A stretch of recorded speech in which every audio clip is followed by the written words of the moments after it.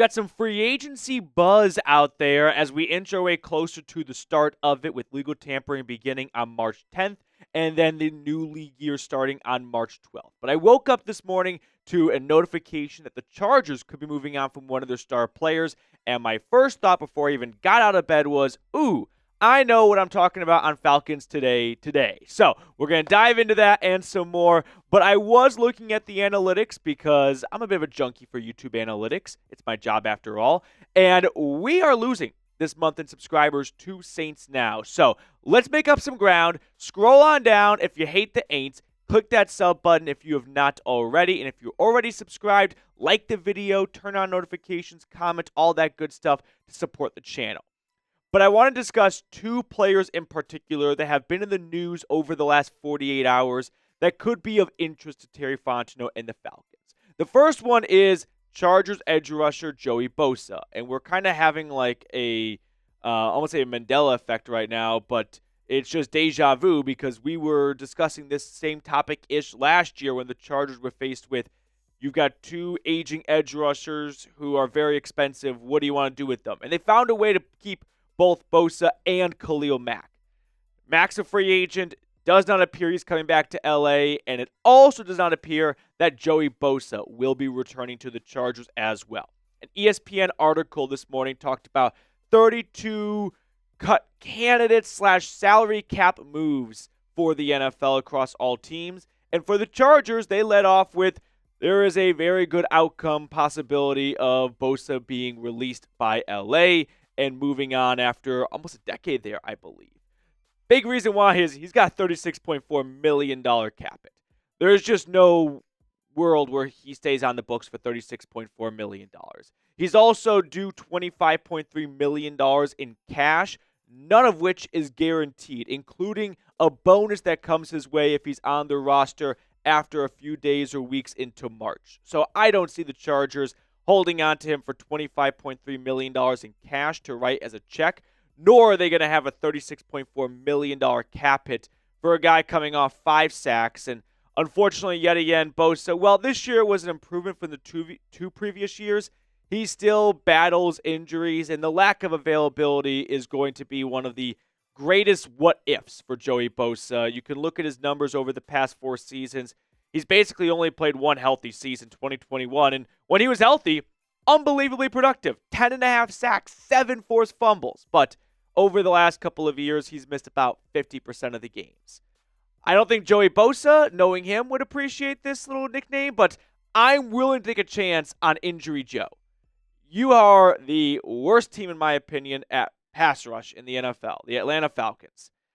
There should be no stone left unturned. There should be no one that's not good enough for them. If there is someone on the market who has had success for stretches in their career, the Falcons should do their due diligence on that person. If you can try and find a way to recapture even just 85% of what Bosa was to start his career off, that'd be a home run signing. Now, I don't think you're getting this guy anymore. I think the injuries have taken a toll on his body, and he's not that bendy, explosive, powerful player he was coming out of Ohio State, where he just tore through the league the first couple of years with 3 10-plus sack seasons and a bunch of big playmaking opportunities with the forced fumbles and tackles for loss. But I'm looking at Atlanta's front 5, and you know what I see? A lot of guys going out the door. Judon, a free agent. Goldman, a free agent. James Smith-Williams, a free agent. And on yesterday's episode, we talked about the real possibility of Atlanta moving on from Onyemata and or Grady Jarrett. So there is a real world where you could be replacing your entire front 5. You can't replace all of those guys from the 2024 draft class and the 2025 draft class. Braylon Trice is an unknown to us. He missed his entire rookie season with a torn ACL. We never saw Brandon Dorless. Rook played 8 games, and even in those 8 games, he did not have a large role. Now, I'm not saying those guys can't take a nice step forward in year 2, but to put your eggs in that basket, along with a couple of rookies you picked this year, that's a recipe for disaster, in my opinion. So you got to bring in some veterans. And while Joey Bosa may not be the player he once was, if you can get him, which you will be able to at a big discount, and maybe a bit of a change of scenery and a new team doctor is all he needs to play closer to 16 or 17 games, that is worth the risk in my opinion. So I'd offer Bosa a 1-year, $12 million contract. It's not a ton of money for someone who, by the way, I don't understand how, was a Pro Bowler this past season, which just goes to show after a 5-sack campaign what a joke the Pro Bowl is, but we already know that at this point here. It's, a big pay cut from what he's been making with the Chargers, but if you're not on the field, you're not going to get paid. And he has been off the field for almost half the games the last 3 seasons. So 1 year, $12 million deal. I think it's a good option for both sides. Now I'll turn it over to you. If you were Fontenot, would you sign Joey Bosa? Do you feel like he's just beyond washed and we're wasting our time? Which, hey, I don't think that's a bad argument to make. I just think the Atlanta Falcons should say yes to everyone. Part of my friends should be a slut for every single pass rusher available. They are dead last in sacks over the last 4 years under Fontenot as a GM. And it's not even close. There's a country mile between them at 32 and the Panthers in 31st. So, insert pass rusher, my answer is yes. Take them all. Really. I know that's not actually feasible, but I'm not going to be picky. I'm not going to stand up here and go, I don't know. Missed a lot of time. They're not getting any production from the guys who are playing anyway. So if there is someone who has had great production when healthy, yeah, I'll roll the dice on it. Just hope it's not a 7. Like I say, dead last in sacks since 2021. Thank you, Reed. 112. Panthers, 133. We all know this. I'm not presenting any new information here. But what I do want to really just hammer home is insert one-time good pass rusher. Yeah, a team like Atlanta should take a chance on that. If it doesn't work out, at least you tried. The next player I want to talk about on today's show is Kendall Fuller. The Miami Dolphins released 3 players to move or clear up about $8 million in salary cap space, and the veteran from Virginia Tech was one of those 3 players. So we're going to talk about that on today's episode. But first, a quick shout out to Prize Picks. Prize Picks is an awesome place to go if you are trying to get some real money sports action. They've got over 10 million members and billions of dollars in awarded winnings. They have made daily fantasy sports accessible to all. Plus, they call the Peach State home. Basketball season is heating up, and Prize Picks is the best place to get real money action while watching your favorite sports. I can't wait for Thursday night's hockey game, so I'm taking the more on the enemy Connor McDavid shots on goal, but I fully trust for those pucks to be saved by Hellebuck. Then I've got the less on Canada's goalie because he's been an absolute Swiss cheese of a goaltender, and then the more on Jake Gunsel for 2 shots on net. So Prize Picks now offers Venmo and MasterCard for quick and easy deposits and withdrawals into your account this season. Download the app today and use code CLNS to get $50 instantly after you play your first $5 lineup. All of that information is in the comments and description of today's video. Download the app today and use code CLNS to get $50 instantly after you play your first $5 lineup. Prize Picks. Run your game. Let's get back to Kendall Fuller, who was just released by the Dolphins 2 days ago, and it was a move to save not a lot of money, which is why it was a bit of a head-scratcher. It'd be one thing if he was an old veteran that had a lot of money and none of it was guaranteed, so it made a lot of sense, and all parties knew that would likely happen when he signed his contract, but he signed a 2-year deal last offseason worth around $16-ish million, and I don't know what really the goal for Miami here is other than they feel like he's not good anymore, because clearly like $2.7 million cap savings can't be something you look at as like, wow, we're really going to clear mountains with this right here. But I still think he's a productive and quality starting corner in the NFL. He did miss he only played 11 games. He started all 11 of those games for the Dolphins last year, but I mean, in those 11 games, he was a quality corner. I think he was probably like a notch or a tier above like Mike Hughes in terms of find me a quality CB2. So this was a bit of a surprise cut. I did not see it coming, and I'm not a Dolphins insider, but our Dolphins guy at Chat Sports here, Nick Roloff, he was not forecasting. Yep, Kendall Fuller, obvious cut candidate right there.